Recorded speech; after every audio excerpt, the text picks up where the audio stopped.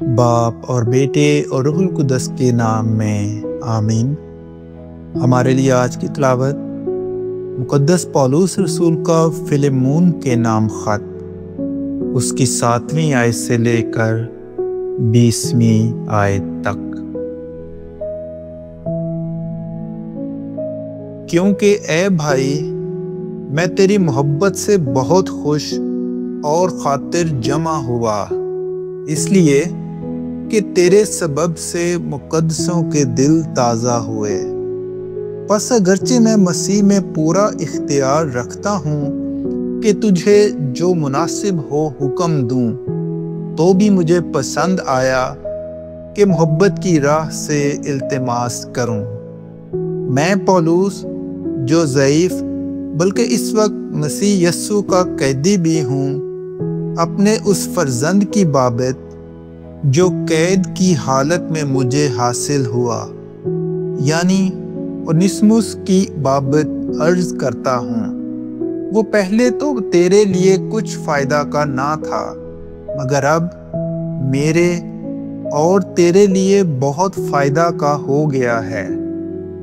میں اسے اپنا جگر جان کر تیرے پاس واپس بھیجتا ہوں۔ میں چاہتا تو تھا کہ اسے اپنے ہی پاس رکھوں، تاکہ تیری طرف سے انجیل کی زنجیروں میں میری خدمت کرے، مگر تیری مرضی کے بغیر میں نے کچھ کرنا نہ چاہا، تاکہ تیرا نیک کام مجبوری سے نہیں بلکہ خوشی سے ہو۔ وہ شاید تجھ سے اسی لیے تھوڑی دیر کے واسطے جدا رہا کہ تو ہمیشہ کے واسطے اسے پھر حاصل کرے، اب سے غلام کی طرح نہیں بلکہ غلام سے بڑھ کر، ایسے بھائی کی طرح جو خصوصاً مجھے اور کتنا ہی زیادہ تجھے عزیز ہے، جسم کی راہ سے بھی اور خداوند میں بھی۔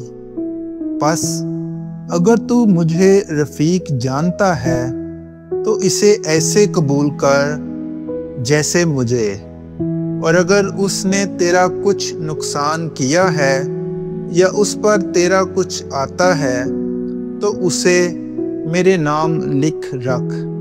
میں پولس اپنے ہاتھ سے یہ لکھتا ہوں کہ خود ادا کروں گا، اور اس کے کہنے کی کچھ حاجت نہیں کہ میرا قرض جو تجھ پر ہے وہ تو خود ہے۔ ہاں اے بھائی، مجھے خداوند میں تجھ ہی سے کچھ فائدہ حاصل ہو، مسیح میں میرے دل کو تازہ کر۔